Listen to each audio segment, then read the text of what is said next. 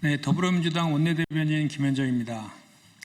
사법 독립 그늘에 숨어 사법농단한 사법부는 반성하고 사법개혁에 앞장서야 합니다.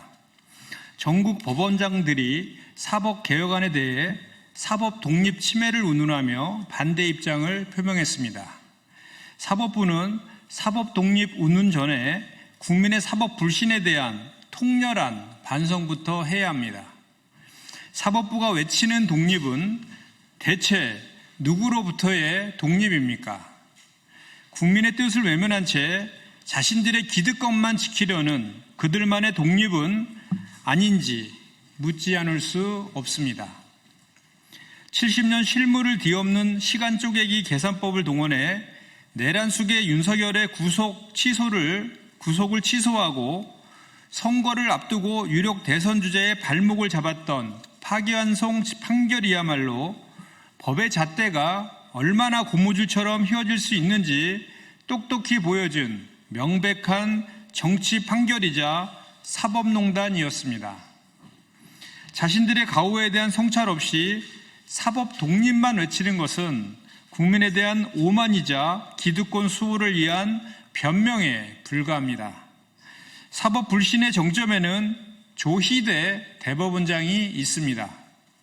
법원 내부에서조차 조희대 대법원장의 사법 쿠데타라는 비판이 터져 나올 만큼 사법부는 안팎으로 신뢰를 잃었습니다. 무엇보다 대법원장의 명백한 선거 개입 의혹에 대해 사법부 전체가 침묵하는 것은 사법 권력이 이미 정치화되었음을 자인하는 것입니다. 사법부의 엄중히 경고합니다.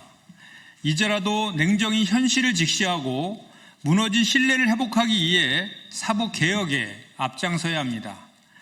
그것만이 사법부가 국민의 신뢰를 회복할 수 있는 유일한 길입니다. 더불어민주당은 국민께서 부여한 헌법적 권한을 바탕으로 사법부가 더 이상 권력자가 아닌 국민을 위해 존재하고 정의를 수호하는 최후의 보루가 되도록 사법개혁을 완수하겠습니다. 양평고속도로 특혜 의혹, 숨겨진 일선을 제대로 밝혀내야 합니다. 김건희 특검이 양평고속도로 종점 변경 의혹과 관련해 당시 실무를 담당한 국토부 김모 서기관에 대해 특가법상 뇌물 혐의로 구속영장을 청구했습니다. 영장이 청구된 김모 서기관은 뇌물 혐의 외에도 김건희 일가의 땅이 몰려있는 양평군 강상면으로 종점을 변경하도록 용역업체에 압력을 행사한 혐의도 받고 있습니다. 양평고속도로 종점 변경 특혜 의혹은 윤석열 정부 출범 이후인 2023년 5월 예비 타당성 조사까지 통과한 고속도로 노선의 종점 변경안이 발표되면서 불거졌습니다. 그러자 원희룡 당시 국토부 장관은 장관직과 정치 생명을 걸겠다며 사실상 윤석열 부부 지키기에 앞장섰고 국기와는 사업을 백지화하겠다며 국민 겁박에 나선 바 있습니다. 양평고속도로 특혜 의혹은 국가 재정이 투입되는 대형 국책 사업을 김건희 일가의 이익을 위해 손바닥 뒤집듯 노선을 바꾼 윤석열, 김건희 공동정권의 대표적인 권력형 비리입니다. 일선 실무자 단독으로 예비타당성 조사까지 통과한 고속도로 노선을 변경하는 것은 결코 불가능한 일입니다.